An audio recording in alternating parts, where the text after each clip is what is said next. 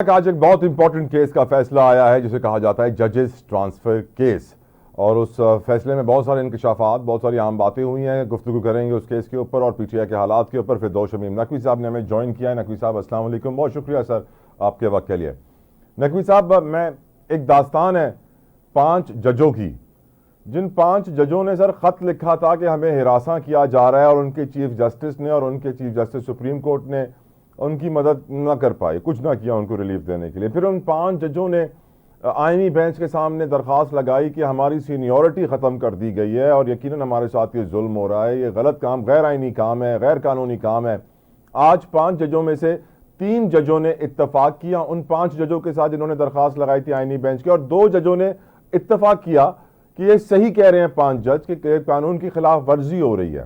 آپ کی نظر میں میرا یہ پوائنٹ آف ویو ہے، یو کین اگری اور ڈس ایگری سر، ایسا لگ رہا ہے کہ 7 ججز کے اوپر 3 ججز بھاری ہو گئے، کیونکہ ہائی کورٹ کے 5 ججز اور 2 ججز جنہوں نے ان کے ساتھ اتفاق کیا، اور جو 3 جن کا میجورٹی فیصلہ آیا کہ ججز کا ٹرانسفر صحیح ہوا ہے. آپ اس فیصلے کو کیسے دیکھتے ہیں نقوی صاحب؟ اور اس میں عمران خان کی بھی درخواست تھی، وہ بھی مسترد ہوئی سر.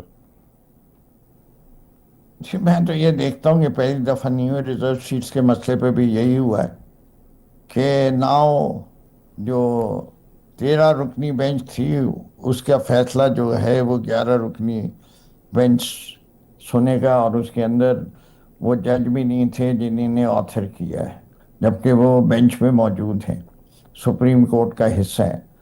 26ویں آئینی ترمیم کے بعد پاکستان کی عدلیہ کی ایک نئی تاریخ لکھی جا رہی ہے جو پی سی او ججز سے زیادہ بھی گھنونی ہے.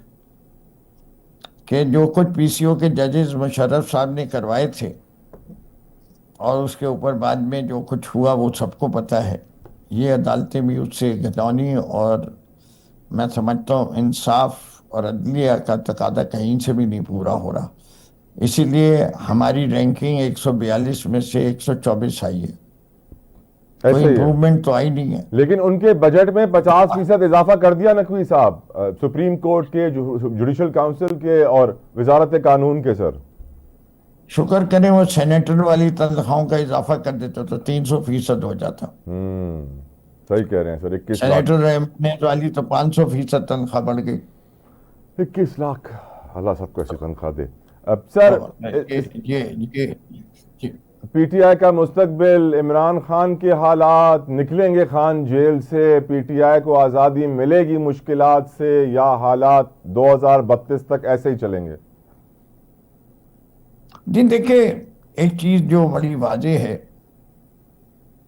پچھلے 2-2.5 سال کے اندر، انفیکٹ اب تو زیادہ ہو گیا ہے، ہر قسم کی کاوش کر لی گئی، ہر قسم کا جور و ستم کر لیا گیا، ہر قسم کی دھونس لگا دی گئی، ہر قسم کا فاشزم ہو گیا، ظلم کی انتہا ہو گئی، لوگوں کے گھر توڑ دیے، چادر اور 4 دیواری کا تقدس پامال ہو گیا، اولادوں کو اٹھا لیا، اولادوں کے مرنے کے اوپر ماں باپ کو آنے نہیں دیا. لیکن ایک چیز اوپر چڑھتی رہی، عمران خان کی پاپولیرٹی. عمران خان جیل میں بھی خطرناک ہے، عمران خان مرنے کے بعد بھی خطرناک ہے، اور عمران خان جیل کے باہر بھی خطرناک ہے. عمران خان ایک حقیقت ہے. اگر ہم چاہتے ہیں کہ اس ملک میں ترقی ہو، ہم اس ملک کے چاہنے والے ہم بھی ہیں، وہ بھی ہیں. اگر ہم ملک کے چاہنے والے ہیں تو ہم ملک کے ترقی کے بھی خواہاں ہیں. ملک کی ترقی کے لیے سیاسی استحکام چاہیے، اگر انویسٹمنٹ ورنہ نہیں آئے گا. اس سے کہ ملک ترقی نہیں کر سکتا فورن ڈائریکٹ انویسٹمنٹ کے بغیر، اور فورن ڈائریکٹ انویسٹمنٹ کسی ملک میں نہیں آتا جہاں سیاسی استحکام نہیں ہوتا، پہلی شرط ہے. اور سیاسی استحکام آتا ہے جب پولرائزیشن ختم ہوگی.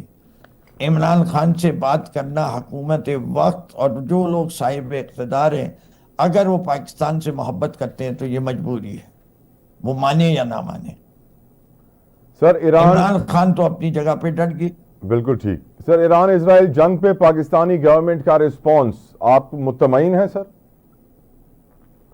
جی میں تو سمجھتا ہوں کہ میرے لحاظ سے جو بیان ہونا چاہیے وہ یہ کہ ہمارے نیوکلیر ایسٹس ہم کسی کے ساتھ نہیں شیئر کریں گے. یہ کہہ چکے ہیں ہمارے وزیر سر کہ ہم اپنے نیوکلیر ایسٹ شیئر نہیں کریں گے. میرے خیال سے آئی ایگری ود دیٹ کہ یہ ہم لوگ نیوکلیر پرولیفریشن پہ یقین نہیں رکھتے، لیکن اس کے علاوہ ہم جو کچھ مدد کر سکیں ایران کی ہمیں کرنی چاہیے. پر مولانا فضل الرحمان صاحب کہتے ہیں کھل کر سامنے آ کے کریں، یا ہمیں کھل کر کرنی چاہیے یا ڈپلومیٹکلی؟ میں نے آپ سے کیا کہا، میں بارڈر بند کرنے کے خلاف ہوں. بلوچستان میں پیٹرول 350 روپے لیٹر ہو چکا ہے نقوی صاحب. اگر یہ سچویشن کنٹینیو رہتی ہے، ایون دو کہ ویکینڈ پہ یونائٹڈ نیشنز میں بھی میٹنگز ہیں، OIC بھی ہے، بہت سارے ورلڈ لیڈرز کنیکٹ ہو رہے ہیں، وہ کہا جا رہا ہے کہ کچھ ہو بھی سکتا ہے، سیز فائر بھی ہو سکتا ہے، لیکن ایک طرف اسرائیل کہہ رہا ہے کہ ہم خامنائی کو ٹارگٹ کریں گے، دوسری طرف نیگوسیشنز بھی چل رہی ہیں، بمباری بھی چل رہی ہے، اس وقت بھی جنگ عروج پہ ہے سر. یہ دیکھیے واضح طور پہ پوزیشنز اختیار کر لی گئی ہیں. اسرائیل نے اور امریکہ نے دونوں نے کہہ دیا کہ وی وانٹ ٹوٹل سرنڈر، اور ایران کے سپریم لیڈر نے کہہ دیا سرنڈر وی ول ناٹ، اور کرنا بھی نہیں چاہیے. سرنڈر کیوں کریں؟ اگر آپ زندہ قوم ہیں تو ویتنامی کتنے عرصے لڑتے رہے، انہی نے اپنے سبق بھول گئے. ویٹ کانگ کے ساتھ کیا تھا، کتنی مار کھائی ہے اور پھر چھوڑ کے گئے. افغانستان میں روس کے ساتھ کیا ہوا، امریکہ کے ساتھ کیا ہوا.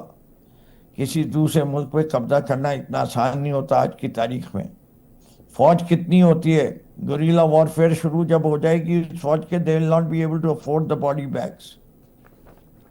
رضا پہلوی کا خاندان واپس آ سکتا ہے، رجیم چینج میں اسرائیل کامیاب ہو سکتا ہے سر؟ کچھ عرصے کے لیے ہو جائے گا، اس کے بعد کیا ہوگا اگر آ بھی جائے گا. وہ کبھی اول تو ایسے ڈرپوک لوگ آتے نہیں ہیں، ورنہ بھاگتے ہی کیوں، رکے رہتے، کہتے یہ ملک ہمارا ہے. ابا کو کر دیا بدر، ملکہ رک جاتی، بیٹا رک جاتا. 1978 میں آئی تھی ریولوشن، 47 سال ہو چکے ہیں. جی سر. سر ٹرمپ جب ایک زبان سے کہتا ہے کہ ہمارے فیلڈ مارشل صاحب بہت سمارٹ انسان ہیں، اور پھر دوسرے جملے میں کہتا ہے کہ نریندر مودی بھی بہت سمارٹ انسان ہے، تو پھر مجھے لگتا ہے کہ ڈونلڈ ٹرمپ کچھ اوور سمارٹ ہو رہے ہیں. آپ اگری کرتے ہیں سر؟ نہیں، میں اوور اسمارٹ تو نہیں ہے. He is playing the role which he is playing. اس کو امریکن انٹرسٹ شو کرنا ہے، اپنی اس نے دکھانا ہے کہ جی میری بات ہوئی ہے اور میں میری بات رکھی ہے. وہ اپنی پرسنالٹی کو بلڈ اپ کر رہا ہے. وہ بڑے خوش ہو گئے کہ کسی نے کہہ دیا کہ جی he deserve the Nobel peace prize, تو وہ پرپوزر کو انہی نے کھانے پہ بلا لیا. اور آپ کی نظر میں سر جو اعلامیہ آیا اس امپورٹنٹ ملاقات کے بعد فیلڈ مارشل اور ڈونلڈ ٹرمپ کی، are you happy with the meeting sir? Sir as a Pakistani I am very happy. میں کوئی دیکھے، میرے لیے سب سے پہلے میرا ملک ہے، اس کے بعد کوئی اور بات ہے. اس وقت ایک پاکستانی فوجی جرنیل کو یہ اعزاز ملا ہے، ہم اس کو سمجھتے ہیں کہ ایڈمائر کرنا چاہیے. یہ دوسری بات ہے کہ اندرون ملک ہمیں اس کی پالیسی سے بہت زیادہ اختلاف ہے. جی سر، آج ہم دیکھ رہے ہیں کہ 12:55 تک قومی اسمبلی کا اجلاس چلے گا، کیونکہ فائنینس بل پاس ہونا ہے اس مہینے کے اندر تاکہ IMF کی یہ شرط پوری کی جا سکے. اور ہر کوئی اس بجٹ پہ تنقید کر رہا ہے، کہا یہی جا رہا ہے کہ یہ IMF کا بجٹ ہے اور اس سے عوام کو کوئی ریلیف نہیں ملے گا. آپ کی نظر میں آنے والا سال کیا گزرے ہوئے سال سے زیادہ مشکل ہوگا سر معاشی طور پہ؟ دیکھیے، پتہ نہیں، آپ جیسے کہ اس ملک میں سٹیٹس نہیں آتی، اور نہ ہم نے وہ KPIs.